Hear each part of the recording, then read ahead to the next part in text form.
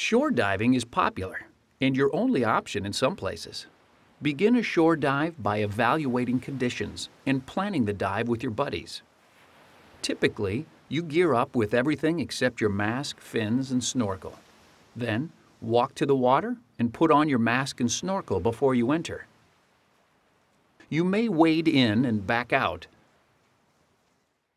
but in some locations, you may enter with a giant stride from a dock and exit up a ladder, or use stairs to and from the water. If you wade in from shore, pay attention to bottom composition and hazardous or fragile aquatic life you might step on. Wearing foot protection may be wise. A common technique is to wade until you reach water deep enough in which to swim and then put your fins on. Then, depending on the dive site, you may descend and swim out on the bottom, or swim on the surface and descend along a float line. Generally, you ascend and exit by reversing these steps. Keep in mind that you can't wade in some environments, so you need to reach water deep enough in which to swim some other way. And when planning your dive, remember to plan to save enough air to use during your exit. Some dive sites require entering through mild surf. As a new diver, this means entering on a gently sloped beach with waves about waist high or less. Understanding water motion principles will help you enter through mild surf. Waves break, that is, form surf, in water slightly deeper than their own height. The bottom drags and then they tip over. So by noting where waves break, you can get an idea of the depth. Waves cause surge and undertow. Surge is a back and forth motion caused by waves passing overhead. The main concern is to not let it push you against rocks or anything hazardous. As you get deeper, surge dissipates. Undertow is water from breaking waves flowing back to sea under the incoming waves. The larger the waves and steeper the beach, the stronger the undertow. The main concern is that it can cause you to lose your balance, but in mild surf, it isn't very strong. Waves usually approach shore at an angle, which causes a longshore current. A longshore current flows parallel to the shoreline and tends to move you downshore during the dive. You can plan for this by swimming into the current during the dive or planning to exit somewhere downshore. Sometimes, waves push over an obstruction that blocks water from flowing back to sea on the bottom. When this happens, the water may funnel seaward through a narrow opening. Past the opening, the flow dissipates. This is called a rip current. Rip currents can be alarming because they carry you away from the shore rapidly, and they're too strong to swim against. Most accidents involving rip currents result from panic, not the current. If you get in one, don't fight it. Inflate your BCD and swim at a sustainable pace across it until you're clear. Then swim back to shore. Some areas may have recommendations specific to local rip currents. A wind blowing from shore can push surface water out to sea. This causes an upwelling, which is deeper water rising to replace the surface water. Upwellings tend to make dive conditions clearer but cooler, so you may need more exposure protection. The moon and the sun's gravities pull on the oceans, causing a slight bulge. As the Earth turns, this causes the tides, a rise and fall in the sea level. Tides cause currents, especially when they flow in and out of a narrow area, affect the depth, and can change the visibility. Tidal changes range from significant to unnoticeable, but they're very predictable. Generally, the best time to dive is at high tide.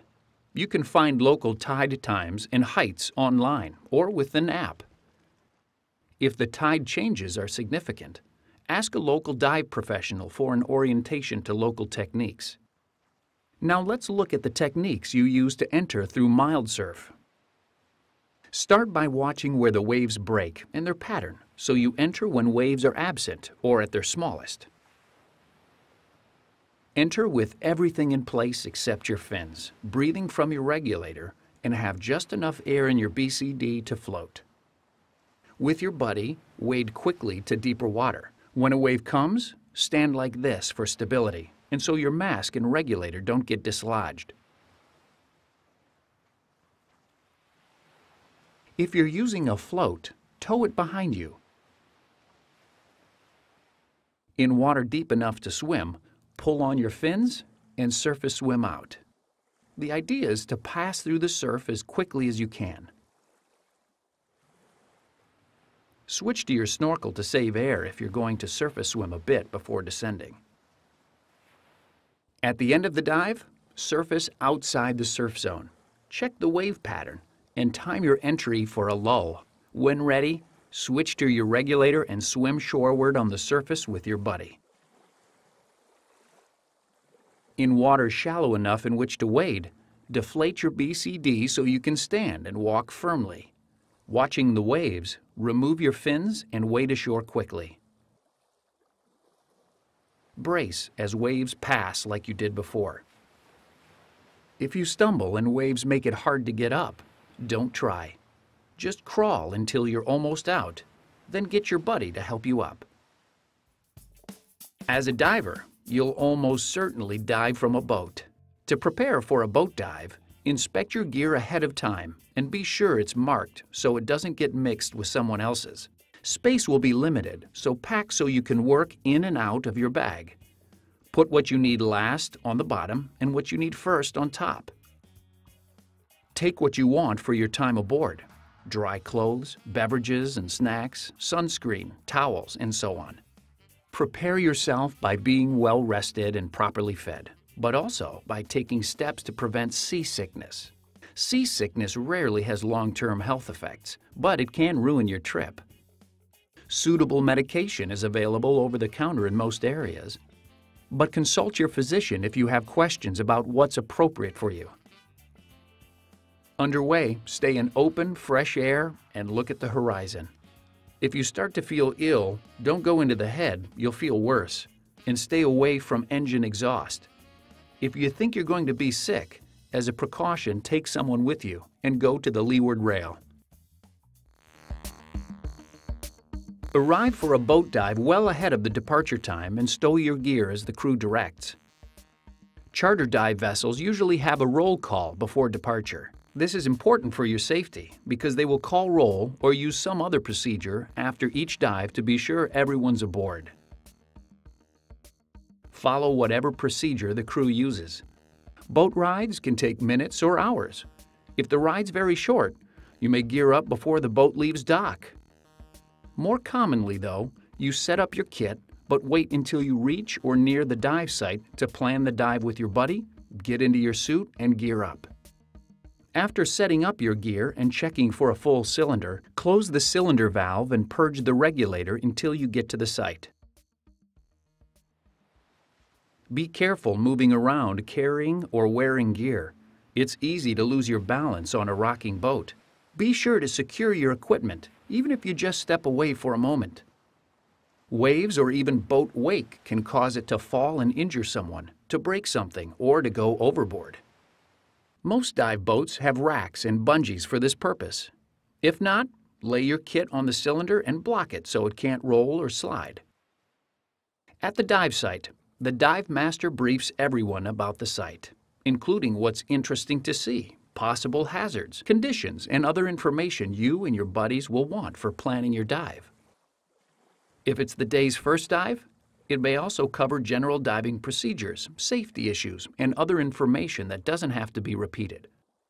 It usually includes the diver emergency recall signal. Be sure you know what the signal is and what you should do if you hear it. After the briefing, check conditions and the current direction. After making or reviewing your dive plan, you're ready to kit up and get in. Diving from small boats, you may gear up, perform your pre-dive safety check, and back roll in. Or you may float your kit and get into it after you get in. On large dive boats, you typically get into your kit seated. Put on everything except your fins and conduct your pre-dive safety check with your buddy. Then, go to the entry area and let the dive master know you're ready to go in. Put on your fins, get a buddy or hold on to something for balance, and give the dive master any special equipment you need him to hand you after you're in the water. The crew will usually recommend an entry technique suited to the boat, the conditions, and your physical characteristics. The best entry is usually the easiest one. Diving from a boat, depending upon conditions and the depth, you follow a line to the bottom. At many sites, you then follow the bottom deeper to your planned depth, swimming into the current as you already learned. When you or a buddy reaches a time, air, or other limit, you turn the dive and head back. When you reach the line, use it as an ascent reference and make your safety stop next to it, or hang on a bar or separate line many boats put over the side. As you pass under or alongside the boat, stay well away from the boat propellers. Do not approach or get near them, even when the engine is not running. Boat propellers can inflict catastrophic injuries, often fatal, with little warning. So treat them as though they will start turning at full force at any time. After your safety stop, surface in front of or next to the boat. Make yourself buoyant and signal the crew that you're okay. If there's no current, you may surface at the boat's ladder. If you have to surface away from the boat due to low air or to find it because you became disoriented, watch for boat traffic. Use your surface signaling devices to make yourself more visible if appropriate. Do not swim just below the surface. You're not visible to boats and could be hit by one. Either be at the surface and visible, or deep enough to be safely below boat traffic. How you exit the water into a boat varies. On larger dive boats, it's common to use the ladder exit you saw in Section 2. Diving from small boats, you usually don't have a suitable ladder. So it's common to get out of your gear in the water, climb aboard, and then pull up your gear. Keep your fins on if they'll help you exit. If physical limitations keep you from climbing a ladder, you can usually use this technique just as well diving from a large boat. You use lines to dive in mild to moderate current without getting swept behind the boat. After your pre-dive safety check, you typically enter the water. Then pull yourself along the swim line to the mooring or anchor line. Use the mooring or anchor line to maintain your place as you descend. You may have to go down hand over hand. Typically, the current will be weaker on the bottom. Swim into it for your dive. For your ascent, return to the mooring or anchor line and ascend along it. Make your safety stop, then ascend to the swim line. Follow the swim line to the ladder or trail line. Hang on to the trail line until it's your turn to exit. If you lose contact with a line and can't regain hold in the current, surface and swim quickly across the current to intercept the trail line. Should you miss the trail line, inflate your BCD, signal the crew to be picked up, and deploy your surface signaling devices. Relax. It may be a bit before all other divers are aboard and they can come after you. The crew may advise you of other procedures they use for diving in currents. It's highly unlikely, but if you surface and the boat's not in sight, stay calm, establish buoyancy, and wait to get picked up. The boat may have slipped from its mooring or anchor, or the captain may be dealing with an emergency. If there is a mooring or anchored float in place, hang on to it. Deploy your surface signaling devices so it's easier for the boat to locate you when it returns. If the shore and a reasonable exit is close enough that you can realistically expect to reach it without becoming exhausted, swim slowly toward it. Generally, dive planning has 4 stages. Advanced planning is the decision to go diving. You decide on a buddy, choose a dive site, agree on an objective, schedule logistics, and generally check dive conditions, as well as weather, surf, tides, and so on. Start preparation planning a day or more before you go. Inspect your gear and have your cylinder filled if necessary. Recheck conditions if it has been several days since you last checked, and start packing your gear as appropriate. Last-minute preparation is what you do right before you head out. Recheck conditions if appropriate for last-minute changes. Let someone know where you're going, including when you expect to return, what to do if you're late, and your mobile number. Gather personal items that you want with you, like your certification card, sunscreen, smartphone or tablet, beverages, and so on. Pack your gear bag with anything left remaining, and double-check that you're not forgetting anything. Pre-dive planning is the actual dive plan based on what you find at the site. You want to anticipate, discuss, and plan for as much as reasonably possible. Evaluate whether conditions are acceptable. Take as much time as you need. If not, find another site or cancel the dive. Agree on techniques, including where and how to enter and exit in your course. Review signals and communications as needed. Agree on buddy separation procedures and on time, depth, and air supply limits. You should also discuss what to do if an emergency arises.